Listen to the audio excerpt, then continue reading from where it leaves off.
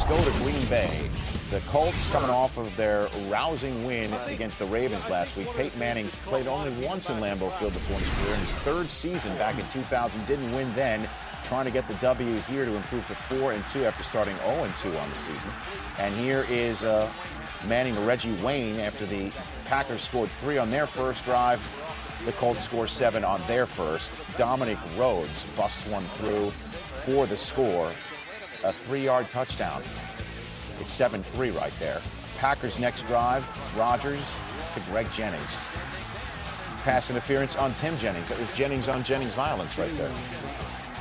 Colts had 12 penalties for $110 in the game. That's not indicative of the Colts. Certainly not. It did something that really hasn't happened in the Tony Dungy era, not just the Colts penalties. We'll tell you more of that in a minute as Rodgers finds Donald Lee at this juncture of the highlight to retake the lead 10-7.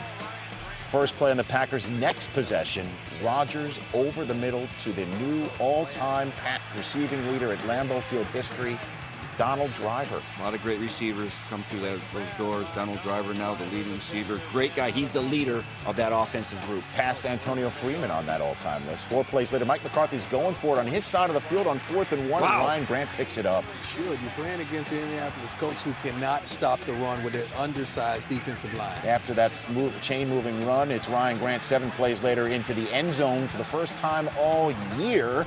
He also had his first 100-yard rushing game on the year, $105 on the day. Packers up 17-7 at the half. They missed a field goal going into half, so maybe the Colts had some momentum on their side, except for this opening drive of the half for the Colts. It is the 5th pick 6 of the season for Green Bay, the most in the league.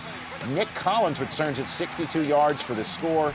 And Steve Mariucci, back in the college day, Charles Woodson beat Peyton Manning out for the Heisman Trophy. Yeah, he must have been a Wolverine, huh, Rich? Coach him up presented by Verizon Wireless. It seems like Woodson got the better of Manning all day. Yeah, take a look at this now. He gets a double jam right there, Prime. He can do this. He can be aggressive. Why? He's got help over the top. He's running with him on the drive route. He undercuts it. He almost has another interception. Let's do it again. The very next play. Take away their best receiver. We don't have Al Harris, but we got Charles Woodson. Another double jam, but I've got help up the seam, over the top with my safety. Forces the high throw. Almost another interception by Peyton Manning. One more time, Charles Woodson. Lock down Reggie Wayne. Let's see the jam. He's going to run with them stride for stride. They both can run very well.